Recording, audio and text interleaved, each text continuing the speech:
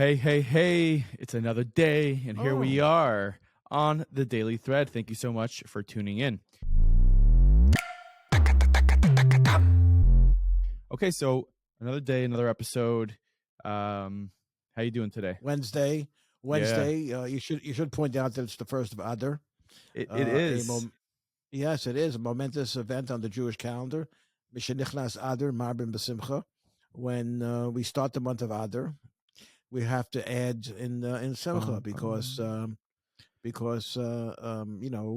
Adar features Purim, Yeah, which is a absolutely. great celebration of the salvaging of the Jewish population in ancient Persia. I don't know how many years ago, but a few thousand years ago. Um, Probably, I don't know. I'm not going to say. I'm going to guess about between 2 and 3 thousand years ago. That's a broad range. It's a solid Anyway, guess.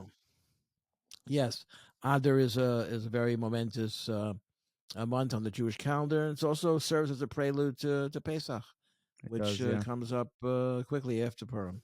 Getting to the first conversation topic of the day, I got a phone call from somebody before we went live, and they explained to me that Mhm. today, and this is how they worded it, and it's we could break it down. But today is the Yom Kippur for 12th graders, for 12th grade girls, because today is the day that they find out their answers from seminaries, whether they got in or not.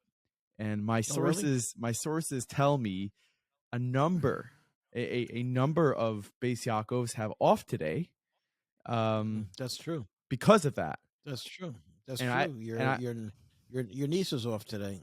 Yeah, but she's not in Actually, 12th grade. She had color no, war she's in. yesterday. Yeah, I think she's in. Was she in ninth grade or ninth or tenth 10th. grade? I think 10th. No, I think tenth. Yeah. yeah, 10th. Anyways, um, I think it's the conversation really is has we discussed rejection in the past, but has the whole entire aura surrounding getting into seminary become so toxic that they need to give off school because these girls are on, like, again, like someone said, the Yom Kippur for seminary girls. I feel like that alone is like super unhealthy.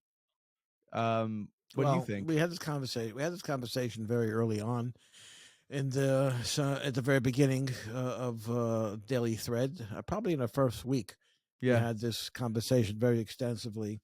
I mean, what are you advocating? That everybody live like they live in China. Everybody gets enough rice to feed their family, and everybody has a job, and everybody gets educated. Everybody has a rent, and people don't have to use their creativity or their ingenuity or their passion or their aggressiveness to get anywhere.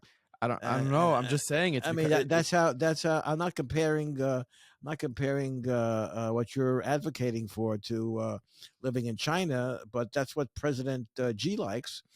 He likes the fact that everybody is gets what they need. This way, they're not going to rise up against him. You have I an think apartment to live in. You have I an think we apartment to could live in. strike a balance between President Xi in China and the way that it currently is, where we have to give girls off of school today because they're probably having panic attacks over which seminary they're getting into and which ones they're not getting into, and their friends So are getting into and they're not getting into. Just saying, it seems a little bit that's the intense. but Nachi, that's the competitive nature of life. Some guys are going to finish law school, and some are going to be hired at some of the top law firms, and some are going to be hired by a law firm that they're not so crazy about working for. It Yeah, but doesn't have such a great reputation. Those are not Jewish institutions with the main goal of teaching kids Torah. You So you understand the want difference you, between you want that Cardoza and Mechonora, or not Mechonora. first That's of not a all. seminary, No, but no. First of all, there's many, many more seminaries today than there were 20 years ago. Many, many more seminaries. It's unlikely that you have young ladies who applied to seminary that are going to be left out completely. And I'm not going to be able to find a seat in a seminary somewhere in Eretz Yisrael. I mean, I'm out of the loop for a long time, and you're not in the loop either. You're on the other end of the loop. For some people, the loop is a noose. So, you have to decide which direction you're coming at for it. But I think there's enough seminaries today in Eretz Yisrael so that everybody can find a place. May not be their first choice, May not be their first choice, but that's the nature of life in this world. The focus here is imperfection. Not everything is exactly the way you'd like it to be all the time, and the challenge is to work with what you got. I understand that, and that remains true no matter what. I'm just saying the fact that it's gotten to a point where we need to give people off, and it's alluded to the Yom Kippur for 12th graders. That's what one person said. Okay, now what about, why don't you turn it around and think about all the people that are getting accepted into the seminaries that they wanted, and the joy that they're deriving from it, and the celebrations they're going to have tonight. They're going to go out to restaurants and they're going to celebrate and feel that they worked hard for the last 4 years in school, and there'll be a sense of celebration. Now, I think your problem is, yeah, maybe one of your issues is, Why is it I'm an just issue with me? speculating. Why is it an issue with me? Well, you're the one that seems bothered by the system, by the Just saying, process. I think it seems a little The toxic. boys, I'm saying the boys don't have the same competitive competition. They can always go find a seat in the mirror. Usually, I once heard a rabbi who teaches in both boys' schools and girls' schools. I forgot what the context was, what he was speaking about. He said when he gives the girls a test in high school, and a girl gets 95, she starts crying because she didn't get 100. When he gives a boys test back and he gets a 50, he says, "Wow, I do half the work. That's pretty good." So there's a whole psychological difference in the composition of how these young people, what their priorities are, what their objectives are, and so on. No, I hear that, and I think that's been it's. Naki, in a perfect world, you're right. In a perfect world, everybody would get into exactly where they want to go.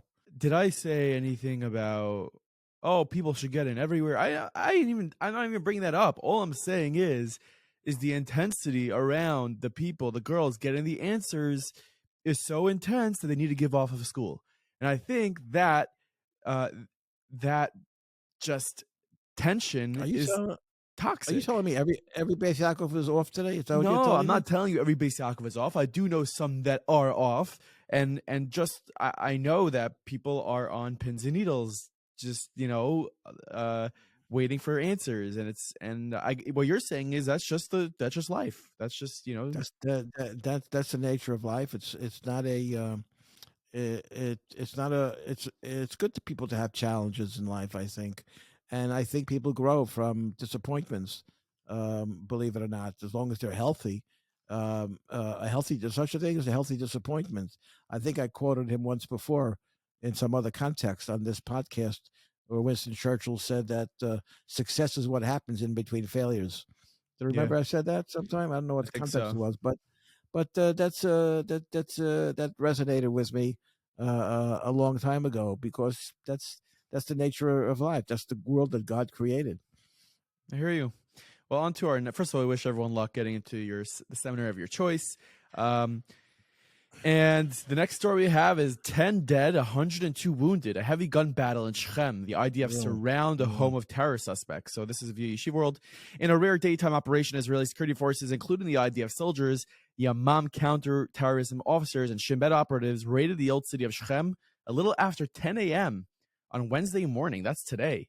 The security forces surrounded the homes of two wanted suspects from the terror cell that killed Ido Baruch al-Vashalom and were involved and additional attacks. Heavy clashes broke out, and fierce hours-long gun battle ensued with dozens of armed Palestinians on the roofs of buildings firing nonstop at Israeli forces and Palestinians on nearby streets hurling explosives, rocks, and other objects. Um, Chazé Hashem, there's no casualties or injuries amongst the Israeli forces.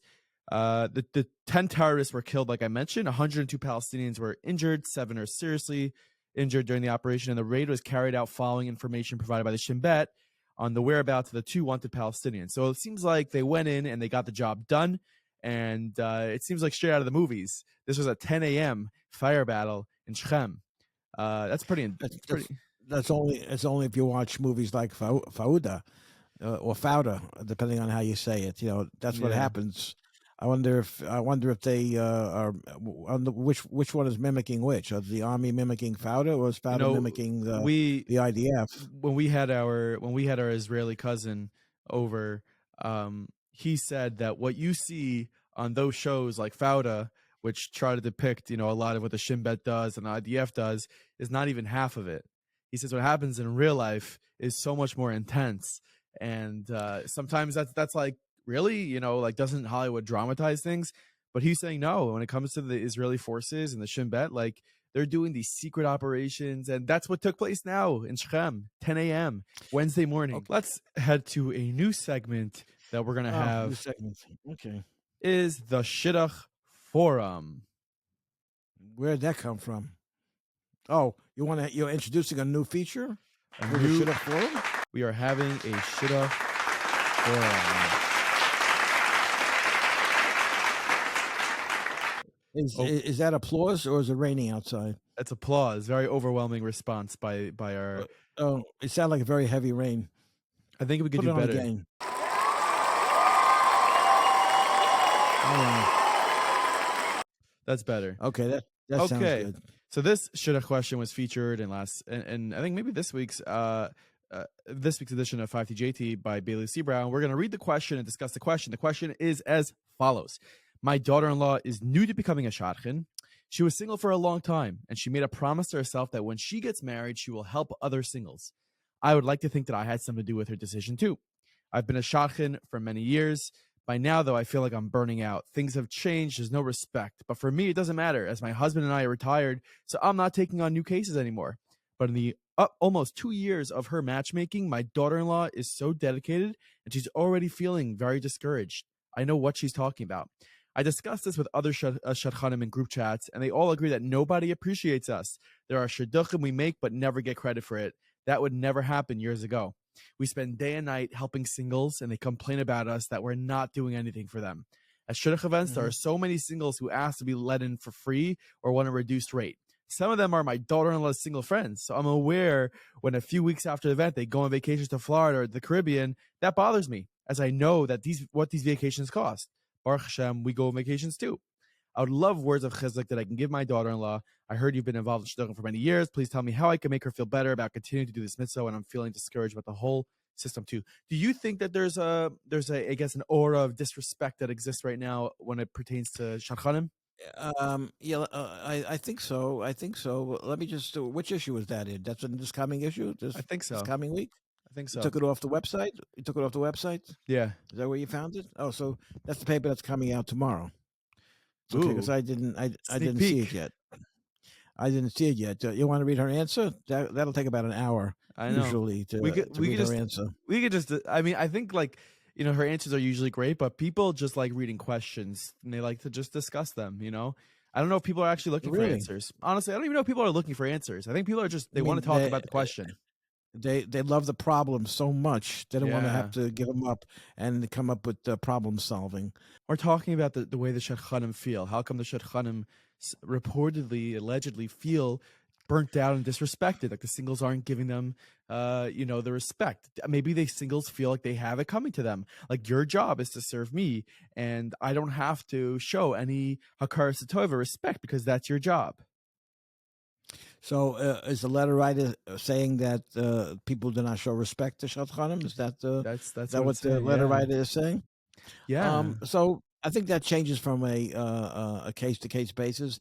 I know people that had children that were dating, and whenever somebody set their child up, even if it was only one date, they would send the shadchan a gift. A gift, I think that's nice. I mean, obviously, if your kid's dating for a few years, it becomes very costly.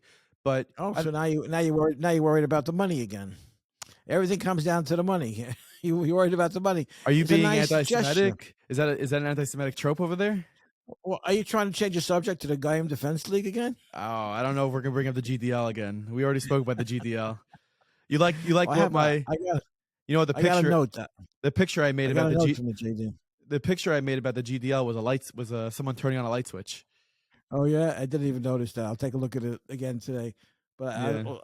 I got a note about the GDL from somebody that was listening yesterday. Anyway, let's stay focused on is there you're a young guy in his 20s. Do you have are your friends complaining that they don't get the opportunities or Shadchanim don't pay attention to them? No. You don't know. Did you see the story yesterday of the 100-year-old man that in Israel that got married yesterday? No. You Well, want to he's tell me? 100 years old. You want to tell me about that? He married a 70-year-old woman, and they really wanted to get married earlier, but they couldn't because of COVID. So they had to delay the wedding. What? And Where now he's 100. where do you It dig up was on these Arutz stories, Sheva. Abba? I prepare for the show, unlike some other people. I prepare I prepare for the program. I don't play with my lighting and the screen behind me. I actually get up in the morning early and I look around. I scour the internet for things that I think be interesting. I see you got a noise machine there. I just gotta stay. Anyway, I gotta stay up to date with all your jokes. but it's not a joke. I'm at a disadvantage here. I'm not allowed to look up the story, Okay, but so I did send it to you. I got first of all, that's first of all. We'll get to that in a second. But I just got a letter from the studio from our producer, and this. I'll just read it. I haven't read it yet, but the subject is seminary answers. What is it? Some Okay, seminary let me answers hear. come today. So it says we got this email, like literally, we got this morning, a couple hours ago. Good morning. We didn't even discuss the subject yet. We didn't even put this up online yet. Anyway, go ahead. I know. So how'd they read our mind? Maybe they hacked into our system. No, They're that's just listening right the now. daily thread. We just talk about what people are thinking. That's what we do. Okay. Good morning. Since I'm sure you'll be talking about seminary answers on your podcast this week, I want to offer my take as a perspective. Okay. This person signed their name as TP. I'm not going to say their name that I see in the email. So I went to high school for 9th to 11th grade. I chose to leave after 11th because school is a very toxic situation for me, and I left with my Rav's bracha. I applied to seminary during my 11th grade year and got rejected on the premise that I'm still young and it would be beneficial for me to do 12th grade. But keep in mind that they don't know me or my situation well enough to determine based on a 15-minute interview. They told me they'd take me if I applied again this year. It's written in the first rejection letter. After I ended 11th grade, I got my GED, I got a job in a firm workplace, and then it was time for seminary applications I applied to. Then it was time for assembly applications. I applied to the school I was rejected from and blindly believed that I was taken last year solely because of my age. My interview went well, really thought I would get in because this is what they told me. Well, this morning, wow, so this is not a past story. This is a current story. This morning, I got my letter that I was rejected from all the places I applied to, including the school that told me that I would get in. Can we talk about why schools don't want to take someone who is different? I have a Rav, I keep mitzvahs, I go to Shirim, I'm an emotionally healthy person, I have a chesed family, I volunteer for Chai Lifeline and do homework with younger girls. So why don't seminaries want to look at that side of me? Why have girls do things out of the norm that means that they are less? Everyone has things that are different about them, family situation, character, flaws, etc. And they get into seminary. Rejection hurts. Why am I being punished for my move to leave a place that was emotionally abusive? Wow. Okay. So, Yeah, one listen, second. First of all, I just want to say, in the first half of the email, I was thinking that this is somebody that went through this years ago. This is something that happened today. All right, listen. I don't know. I think that you have to devote time on meaningful people to a panel of 2 or 3 people that head up seminaries that make decisions about who to accept and who not to accept, and find out what are the major considerations that go into whether a person should be accepted or not into a seminary. Now, I'm out of the seminary loop for a long time. I told you that, but I also think that they want to have people there that are pretty much have as much in common as possible. So there's good camaraderie, there's good chemistry in the seminary year, and the young ladies that are accepted have not the same interests, but similar priorities and interests. And this is a red flag. If a person dropped out of school in the 11th grade, that's a red flag. Now, it may be fine. It might be the best thing for her to they do. didn't drop. One second, they didn't drop out of school. But I didn't go to 12th grade. I did the same thing that this girl said. But you didn't get rejected from seminary. I didn't apply to seminary. That would have been weird. All right, there you go. But you can't say that it's a red flag. It's not like she dropped out of school and then just became a waitress in a bar. She went and worked at a No, from workplace. She got her GED. no, She has a RUF. we She don't goes to know. Shechem.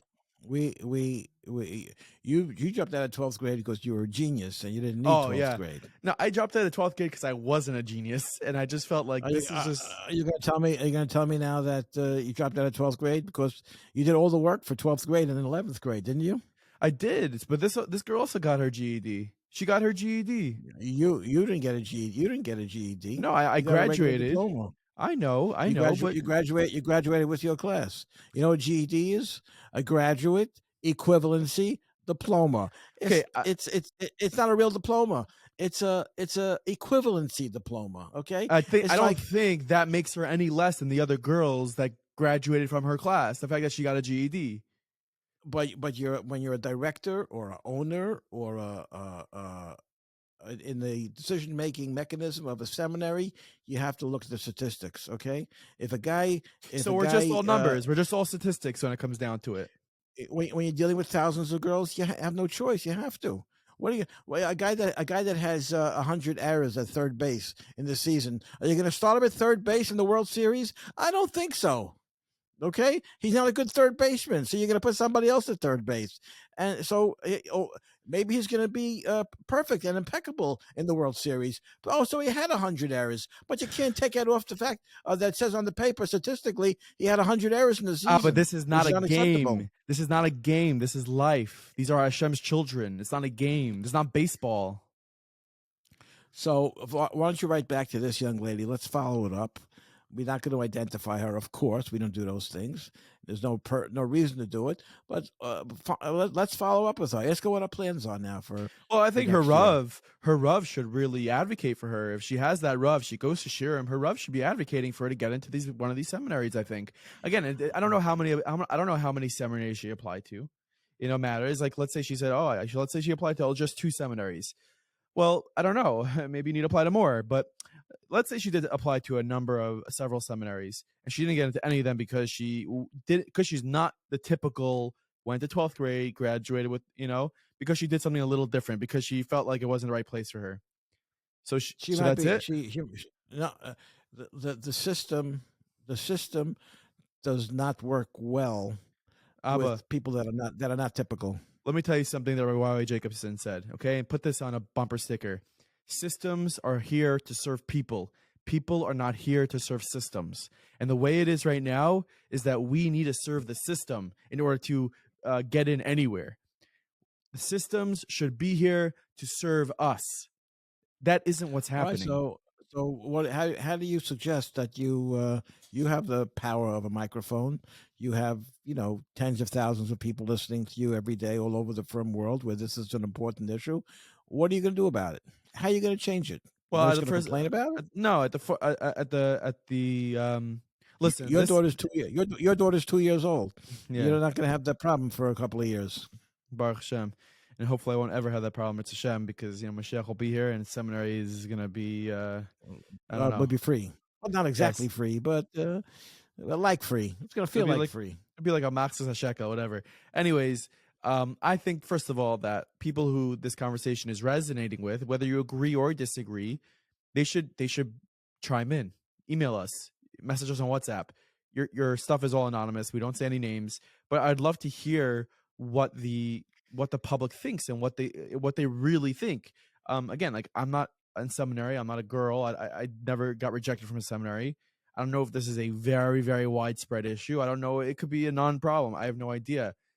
This podcast, this platform is for the people, and we want to really discuss things that they're saying. So the people should email us. The daily thread at meaningfulminute.org. Like this young girl emailed us this Okay. morning. Mhm. It Um, sounds to me like you're about to end the podcast. I think also, right? do you want to For get back to today. that? So Do you want to get back to that no. 100-year-old wedding? I want to say one more thing. We're in Rosh Chodesh Adar. We're heading to Purim and then to Pesach. It's I know it's probably the busiest time of the year at the Five Towns Jewish Times. I'm not going to even tell you what I wrote about this week because it's going to take too much time. Maybe we'll discuss it tomorrow when the paper comes out, God willing. Maybe. Yeah. But I do want to say that there are advertising opportunities here in the Daily Thread, Yes, sir. and I'd like to give out a phone number where people can call. I want to give listeners' phone number where people can Sure. call if that's okay with you, Yep. and get publicity. Very manageable rates, and Yeah. you do reach tens of thousands of people And it's every around the day. world. That's the So cool thing is that we're doing this 4 days a week. And if that's to right. advertise, you can go ahead and email us at the dailythread at meaningfulone.org, or you can call 516-668-5853. That's 516-668-5853. Thank you so much for trusting and tuning in to the Daily Thread another day. We will see you all tomorrow.